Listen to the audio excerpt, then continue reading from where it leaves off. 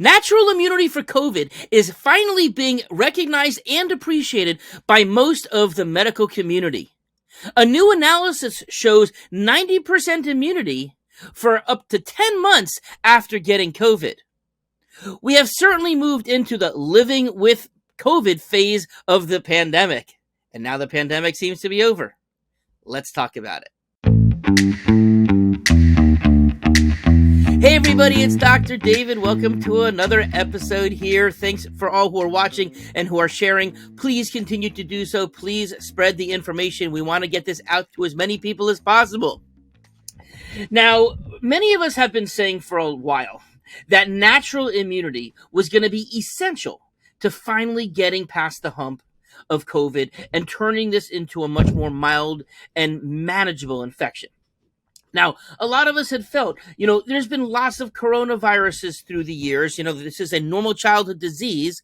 And of course, back when they were developed and they were part of the community originally hundreds of years ago, we didn't have social media. We didn't have nasal swabs and antibody tests and all of these other things to really know how the disease progressed. But for all we know, other coronaviruses may have proceeded in the exact same way. And as we're seeing now, especially in the age of Omicron, that these are becoming much more mild diseases, much more akin to a common cold or flu, not nearly the level of fatality and danger that we were seeing in the earliest parts of the pandemic. Now, of course, it is important to take a moment to recognize that we have lost over 1 million people in America to SARS-CoV-2 complications. And again, a lot of us, myself included, lost family members or friends to this, and it was a terrible, terrible thing for us to go through. It is my belief that the vaccines that were available for COVID did a big part in the initial stopping and starting to turn the course of the pandemic. Of course, back then, there wasn't natural immunity for most people. Most people were in hiding, in a lockdown phase, in mask phase, in not going out anywhere if they were sick at all. And of course, that kept natural immunity from spreading. And so at the time, the vaccine certainly did provide, in my opinion, a very good first boost, a very first introduction of immunity to spike protein. Of course, we've subsequently learned that it wasn't nearly enough to give people complete immunity, but I do believe that for most people, it did bring some level of benefit in terms of getting the kickstart. Of course, what's happened since then, that's a little bit of a different story. Now, it is also my belief that based upon the research and all the data that I've seen, that people who have had COVID at least twice are actually more immune and have better protection than people who have had COVID once, plus the vaccines, or if they've only been vaccinated and not had COVID. Okay, we know now that on the virus, that there's many more proteins, such as the nucleocapsid M protein, that is not just spike protein, which is the only thing that the vaccine gave us protection against. So it makes more sense that we'd have a much more broad immunity when people got the disease. But of course, until people have had some level of immunity, the first time seeing the virus was the most likely to be dangerous. And of course, in the vulnerable situations, we saw what happened in those patients who were at the most high risk. Those were the ones who did often develop some level of demise or serious complications.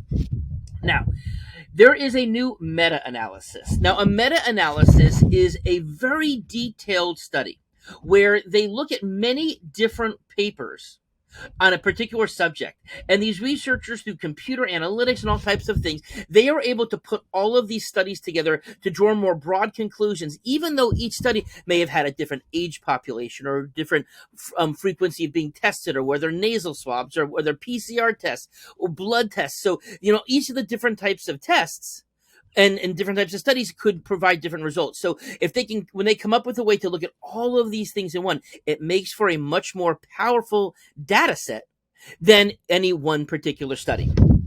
Okay, and in this particular one that I'm referencing now, this was specific to the COVID infections and what immunity it brought. Now, this was published in the Lancet, which is England's most well-known, well-established medical journal. And they have what's called the COVID-19 forecasting team. And that was who did this analysis. They looked at 65 different studies from 19 different countries. So that's a lot of studies. And what they found, that there was strong immunity against severe illness or death for 10 months following infection of any type of COVID disease, any type of the virus, any of the variants.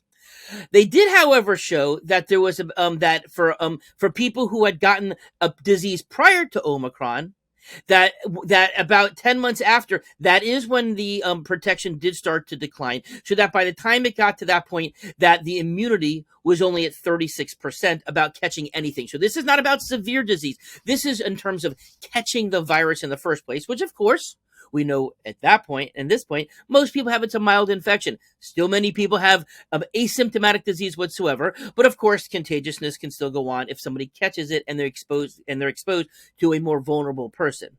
So, of course, after the 10 months, there does seem to be some level of drop off.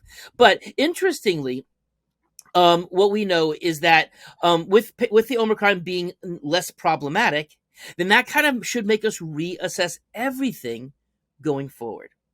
Why is that? Well, first thing, it's estimated, this was back in November of 2022, so this was over 3 months ago, 94% of people have had COVID now.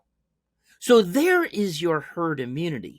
That is why we're seeing so much less disease, why we're seeing so much less death now, why we're seeing less infections overall, why for many of us can go through days or weeks without even thinking about COVID. And of course, that was not something that we were able to do a couple years ago. Now, this particular study did, of course, not look at the newest variants, the XBB, and some of the newer things going forward, but the researchers clearly do say there's no reason to believe that the protection is not going to be the same going forward for those new variants for people who have had COVID already. Okay. Now, they do point out, and now what they say is that they believe that the level of protection for COVID, and let me read this to make sure I get it right, that protection from past COVID infection is at least as good as getting 2 vaccines. Now, they did state that the vaccines should still be done, since a first infection could be worse, but they're kind of not taking into account that how many people now would be getting a first infection if 94% of people have had it already. So one could take the theoretical that if you are somebody who actually did not have asymptomatic disease, doesn't have antibodies, so if that small percentage of people, could those particular people be getting benefit from doing 2 vaccines? Yeah, kind of. Taking it back from 2-3 years ago, similar type of conversation. But that's not where most people are now. That's not the decision that most of us, when we're trying to weigh the pros versus cons and we're trying to look at all of the factors involved, that stands for almost nobody. So yes, I can understand why they're making that statement. And of course, any researcher, they're going to make a statement promoting vaccines, because that's how we know that the establishment is overall. And again, for those people, it would be protected. But for the majority of people who have had COVID before, it's just not the same thing anymore. Now, I think it is reasonable to think that if a person's had the vaccine in the past, had the disease, not the vaccine, but had wild COVID disease in the past 10 months, they should have amazing immunity, especially against severe outcomes. And of course, I really don't think that taking any more Covaxin will provide any more immunity than what those people would have already. Now, in many countries, many main countries, there is now a complete reassessment happening as to who even should be given a COVID vaccine going forward.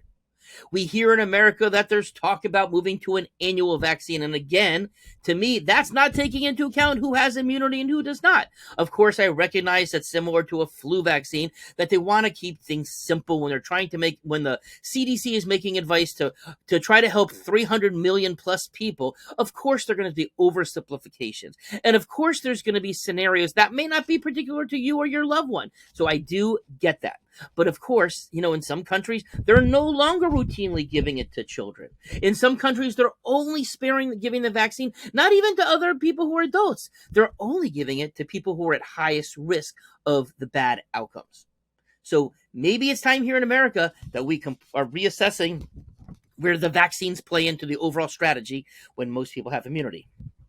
So now it's time for me to put in for my plug for vitamin D and zinc. Of course, please be making sure that you're keeping those levels up.